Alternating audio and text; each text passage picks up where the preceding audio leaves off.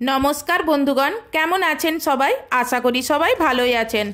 मंडल blogs चैनेले आपनादेर सबाइके स्वागत जानिए आज के आपनादेरके बिहारी स्टाइले चिड़ा मटरेर दारुण एक रेसिपि तैरी करे देखाबो। तार जोन्नो प्रथमे एरकम मेशिने छाटा एइरकम চ্যাপ্টা চ্যাপ্টা टाइपेर एइरकम चिड़ागुलो प्रयोजन। एखाने आमी एक बाटी चिड़ा निलाम और एइटाके भालो करे चेले निচ্ছি। चेले नेওয়ার आगे आमी एर मध्य कालो कालो चाल छिलो माने चिड़ा छिलो आमी सेइगुलो बेचे फेले दिएছি। एबार आपनादेर चेले निलाम एई जोन्नो चेले निচ্ছি যদি বেশি গুঁড়ো গুঁড়ো থাকে সেগুলো যেন পড়ে যায়, না হলে এগুলো ভাজা করব যখন ওই গুঁড়ো গুঁড়ো জিনিসটা আগেই কিন্তু পুড়ে যাবে।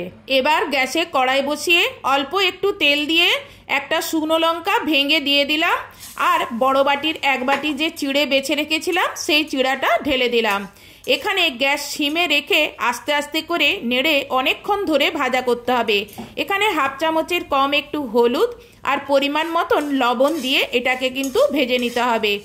এটি একটি জনপ্রিয় স্ন্যাক্স ভাজা বিট এন্ড রাইস বা পোহা ভাজা মশালেদার সবুজ মটর।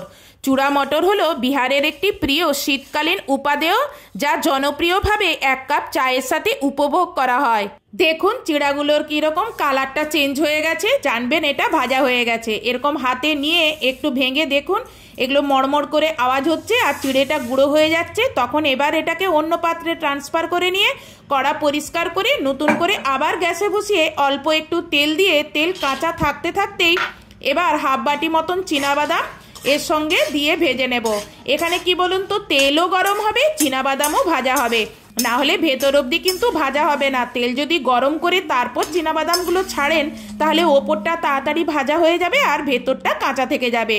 পুনরায় কড়াই তেল দিয়ে তেল গরম করে লঙ্কা কুচি মিডিয়াম সাইজ পেঁয়াজ কুচি দিয়ে অল্প একটু ভেজে হাফ বাটি মতন সিজনের মটরশুঁটি দিয়ে তাতে হিং আর স্বাদ মতন বা মটরের মতন অল্প একটু লবণ দিয়ে এটাকে ঢেকে ঢেকে আস্তে আস্তে করে এটা ভাজা করতে হবে। ঢেকে ঢেকে মটর না ভাজা করলে মটরের ভেতর অবধি কিন্তু সিদ্ধ হবে না, ওপরটা কুচকে যাবে আর ভেতরে শক্ত রয়ে যাবে। এটা যেহেতু শীতকালীন রেসিপি সেই জন্য এই রেসিপিটা মটর আর চিড়া দিয়েই তৈরি হয়। এটা বিহার এবং বেনারস শহরে খুব প্রসিদ্ধ এই খাবারটা। আমার মোটামুটি মটরটা সিদ্ধ হয়ে গেছে। এবার আমি ভাজা করা চিড়া আর চীনাবাদামটা এর সঙ্গে মিশিয়ে দেবো।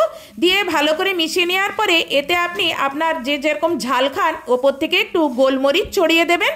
তারপর গোলমরিচটা মিশিয়ে নিয়ে ওপর থেকে ধনেপাতা ছড়িয়ে নামিয়ে নিলেই তৈরি হয়ে গেল বিহারি চূড়া মটর। এটি আপনারা বাচ্চাদের স্কুল কিংবা কলেজে টিফিন হিসাবেও ব্যবহার করতে পারেন এবং অফিসেও এটা পাঠাতে পারেন। এটা খেলে অনেকক্ষণ পেটটা কিন্তু ভরা হয়ে থাকবে। আজকের মতন এখানে রেসিপিটা শেষ করলাম।